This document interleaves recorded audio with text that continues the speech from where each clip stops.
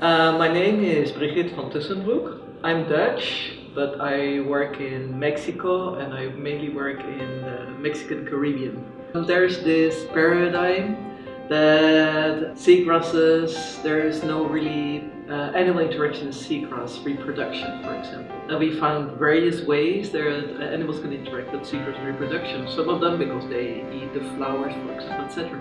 But one very interesting one was that pollen by seagrasses is usually transported by water, always. Well, that's also the paradigm, always transported by water. And we found that actually crustaceans or polychaetes, they also can pollinate the flowers of our seagrasses, which is dominant in the Caribbean. We found this because first we were starting to observe when do the flowers open up. For example, we found they do this at night, which is very strange. Why would they do this at night? Well, there might be a synchronization, for example, matter, which is important. The night might be the way, but why don't you do it early in the morning? And on land, night pollination is always associated with nocturnal pollinators. So we started to study this at night. This was really quite a surprise. And then we saw at night there were a lot of fauna, mesofauna, which is hidden in the sand or anywhere.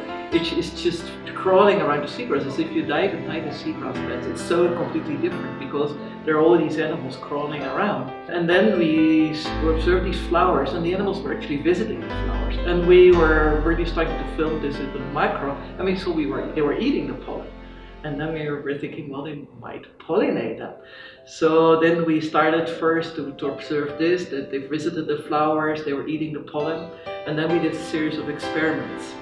And we actually found that they do pollinate. So in the tanks where we did not have any fauna, the female flowers were not pollinated. And in the mesocosms where there was no currents, anything, where there were animals, the flowers were pollinated because they had pollen tubes. So that's where when we show they actually really, those animals, they can pollinate the flowers. We really don't know how important it is, or maybe it was important in the evolution of seagrasses because maybe from transition from flowering on land to flowering below the water, which is still an enigma, how this ever happened and how this ever could have formed. So maybe these animals played a role in the past, these pollinators, but they don't anymore. We really need to know more a lot about it, but it's the fact that we found it is really very interesting. And actually there was a lot of attention from the general public also, because these bees of the sea, it's so attractive. So it's really something which is also helps in the outreach of how beautiful seagrasses can be, and that there actually are flowers and that they are actually pollinated by animals below the sea. That was very interesting, very nice. Is there anything else that you'd like to share, any fun fact? There's so many interactions. The plant animals. What really strikes me a lot is when you publish something negative, it gets a lot of attraction. I, for example, found that turtle grazing does not affect flowering and fruiting because the flowers are really adapted to that, which I find incredibly neat because that really shows a sort of really very long co-evolution between those two.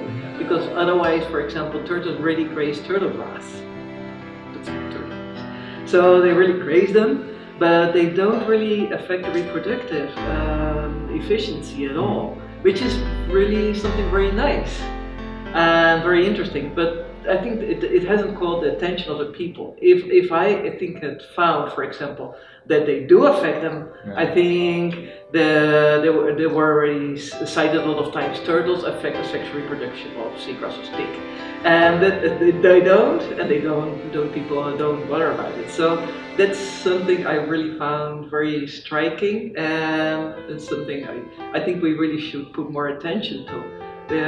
This evolution of animals with the reproduction of the seagrass, etc., is actually really incredibly interesting field to work on.